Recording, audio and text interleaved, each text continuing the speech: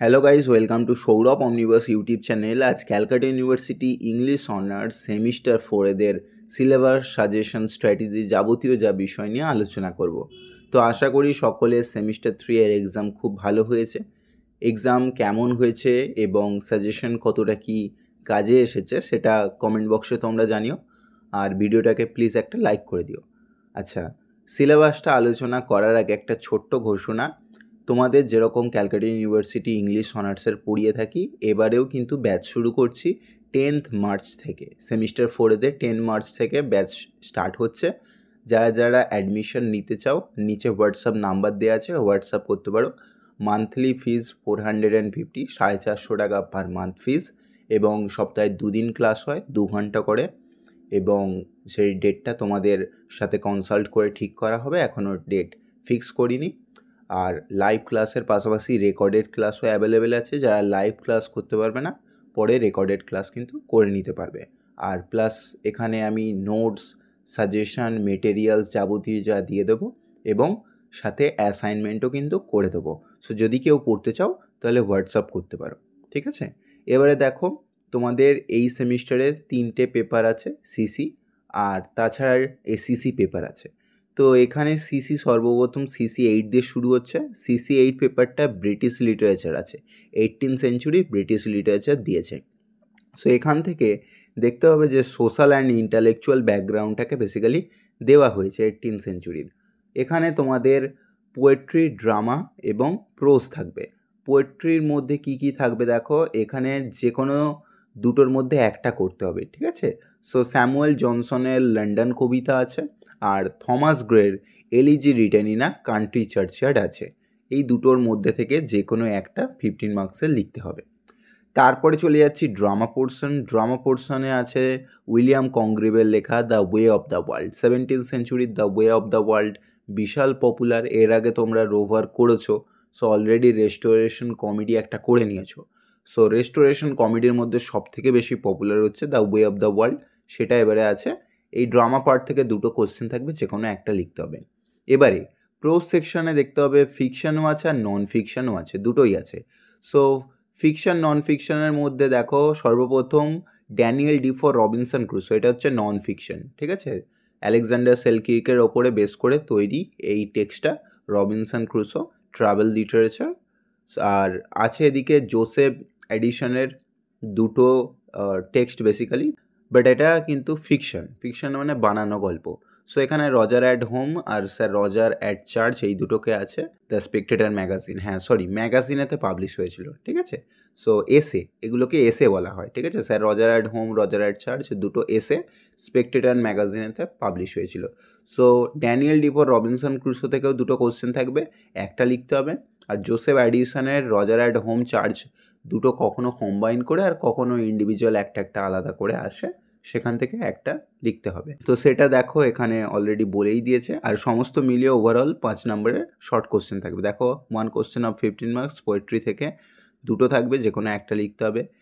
তারপরে ড্রামা থেকেও দুটো থাকবে, একটা লিখতে হবে। তারপরে দুটো কোশ্চেন 15 মার্কসের, প্রত্যেকটা টেক্সট থেকে দুটো করে থাকবে, আর যে কোনো একটা করে লিখতে হবে, ঠিক আছে? এই হচ্ছে সিসি 8 পেপার গেল। এবারে চলে যাচ্ছি সিসি 9 পেপার। সিসি 9 পেপারটা কি আছে দেখো, সিসি 9 পেপারে ব্রিটিশ রোম্যান্টিক লিটারেচার আছে। এখানে দেখতে হবে যে সোশ্যাল ইন্টালেকচুয়াল ব্যাকগ্রাউন্ড এখানেও বর্ণনা করা হয়েছে। সো এখানে সর্বপ্রথম দেখো পোয়েট্রি সেকশন আছে। পোয়েট্রি সেকশনের মধ্যে কি কি দিয়েছে দেখো, উইলিয়াম ব্লেকের লেখা the tiger and the lamb, ঠিক আছে? দুটো কবিতা, সংস অফ ইনোসেন্স থেকে হচ্ছে ল্যাম্ব নেওয়া, আর সংস অফ এক্সপিরিয়েন্স থেকে টাইগার, এই দুটো কবিতা আছে। তারপরে উইলিয়াম ওয়ার্ডসওয়ার্থের দেখো টিনটান অ্যাবে আছে, খুব সুন্দর কবিতা, few mile compose above Tintern Abbey, দারুণ মাপের কবিতা। ওনার বোনের সাথে, ডোরোথি ওয়ার্ডসওয়ার্থের সাথে টিনটান অ্যাবেতে ভিজিট করেছিলেন, সেই নিয়ে লেখা একটা কবিতা। তারপরে স্যামুয়েল টেলর কোলরেজের লেখা কুবলা খান, দারুণ একটা কবিতা। এই কবিতাটা আমার মুখস্থ, যে in Xanadu stately pleasure dome decree where Alph the sacred river and through caverns measureless to man, so twice 5 miles fertile the girdle round, দারুণ কবিতা, ঠিক আছে? সো এসটি কোলরেজের কুবলা খান কবিতা। তারপর পিবি শেলির দুটো কবিতা আছে, O to the west wind আছে, আর টু আ স্কাইলার্ক আছে, ঠিক আছে? এই দুটো কবিতা আছে।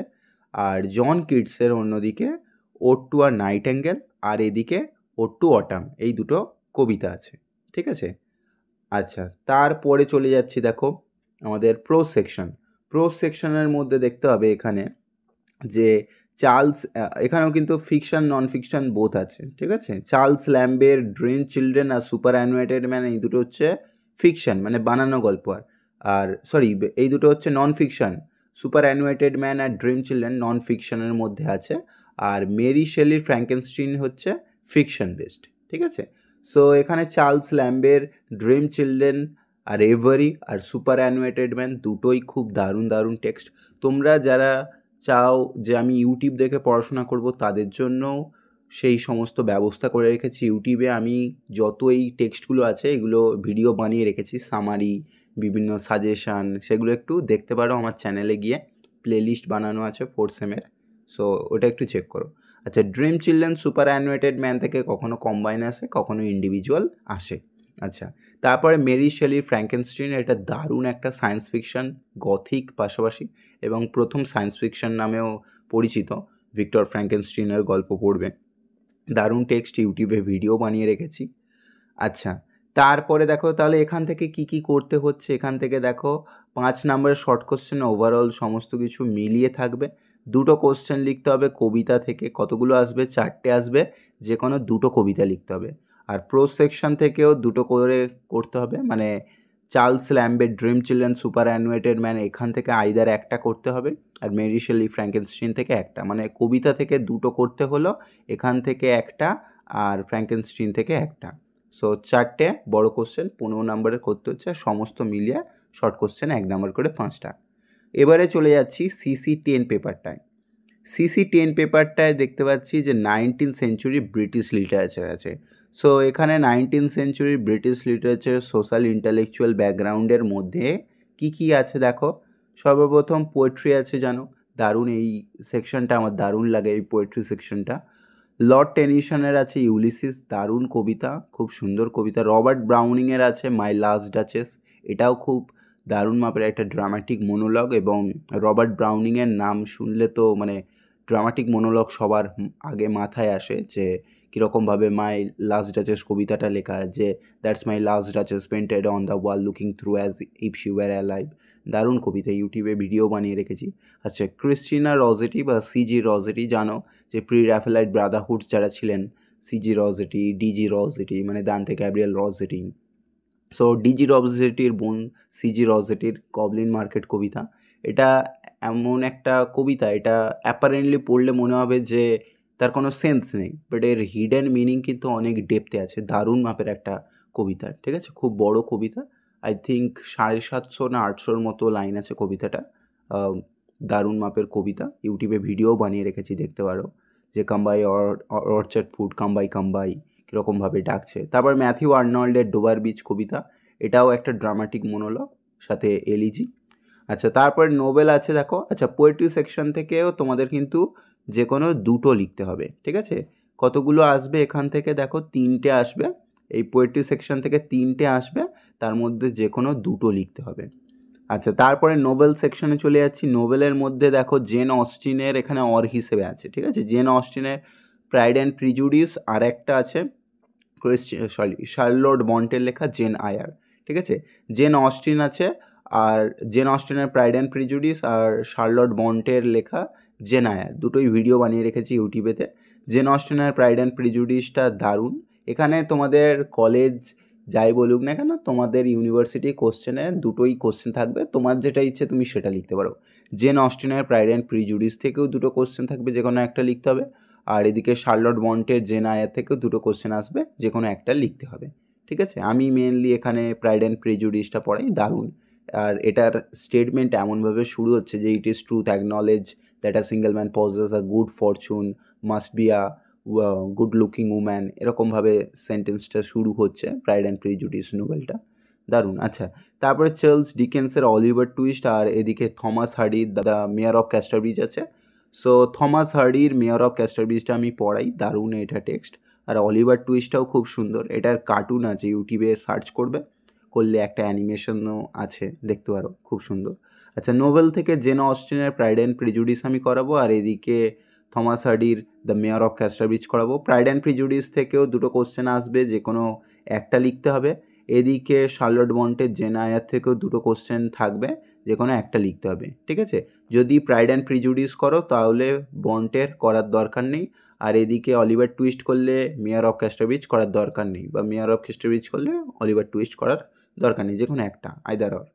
সো নোবেল থেকে এখানে তোমাদের দুটো লিখতে হচ্ছে, পোয়েট্রি থেকে দুটো লিখতে হচ্ছে, আর ওভারঅল সমস্ত কিছু মিলিয়ে কিন্তু 5 নাম্বারের শর্ট কোশ্চেন থাকছে, ঠিক আছে। এবারে চলে যাচ্ছি, দেখো এসিসি পেপারটা, ঠিক আছে। দেখো এটা হচ্ছে এসিসি পেপার। এসিসি এবারে তোমাদের আগের বারে যে এরকম A1 অথবা A2 ছিল, কলেজ যেটা দিয়েছিল সেটা করতে হচ্ছিল, ঠিক একইভাবে এবারেও কিন্তু B1 অথবা B2 আছে। আমি দুটো পেপারই পড়িয়ে দেবো, তবুও তোমরা চেষ্টা করবে, আমি শেষে বলে দিচ্ছি কোন পেপারটা নেওয়াটা ইজি হবে, আগে সিলেবাসটা বলে দিই। দেখো ডিএসসি B1 যে পেপারটা আছে, স্কিল পেপার, যেন ক্রিয়েটিভ রাইটিং দিয়েছে। এখান থেকে কি দিয়েছে দেখো। তো ক্রিয়েটিভ রাইটিং বলতে অ্যাকচুয়ালি কী বোঝানো হয়, তার ডেফিনেশন সহ ক্যারেক্টারিস্টিক্স ইতিবৃত্তান্ত থাকে, যে what is creative writing. Then modes of creative writing, যে বিভিন্ন মোডস আছে। তারপরে দেখতে পাচ্ছি রাইটিং শর্ট স্টোরিজ আর পোয়েট্রি আছে, মানে পোয়েট্রি লেখা, শর্ট স্টোরি লেখার বিভিন্ন বিষয়গুলো। আর মানে এখান থেকে ডাইরেক্ট পোয়েট্রি লিখতে দেয়, বা শর্ট স্টোরিও কিন্তু লিখতে দেয়। আচ্ছা, তারপরে আছে প্রিপেয়ারিং ফর পাবলিকেশন, কীরকমভাবে একটা পাবলিকেশন তৈরি হয়ে থাকে, যে প্রথমে লিখছেন, তারপর ম্যানুস্ক্রিপ্ট বা সেই কপিরাইট বিষয়গুলো, তারপরে সেইটাকে রিভিউ করা, ঠিক আছে, প্রুফ রিডিং, এই যাবতীয় বিষয়গুলো প্রসেসের মধ্যে দিয়ে যায়, সেগুলো আমি পড়ানোর সময় বলবো। এখানে তোমাদের কিন্তু 20 নাম্বার কলেজের হাতে থাকছে, ঠিক আছে। ইন্টারনাল 10 নাম্বার থাকছে, আর অ্যাটেন্ডেন্স 10 নাম্বার থাকছে।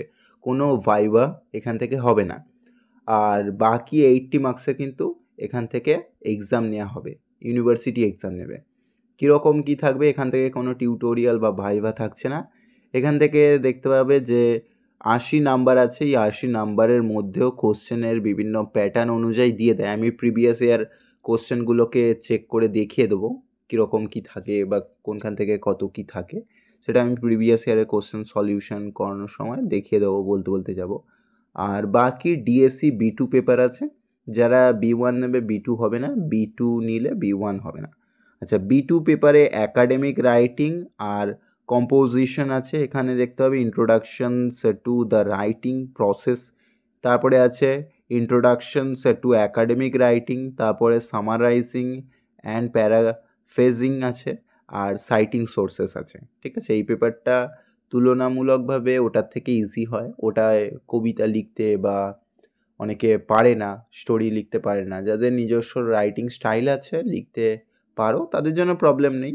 বাকি যারা পারো না তাদের জন্য একটু সমস্যাদায়ক হবে।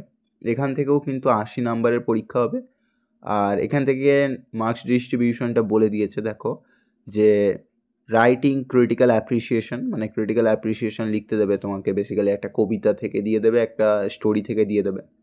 সো এখান থেকে 20 নাম্বার থাকবে।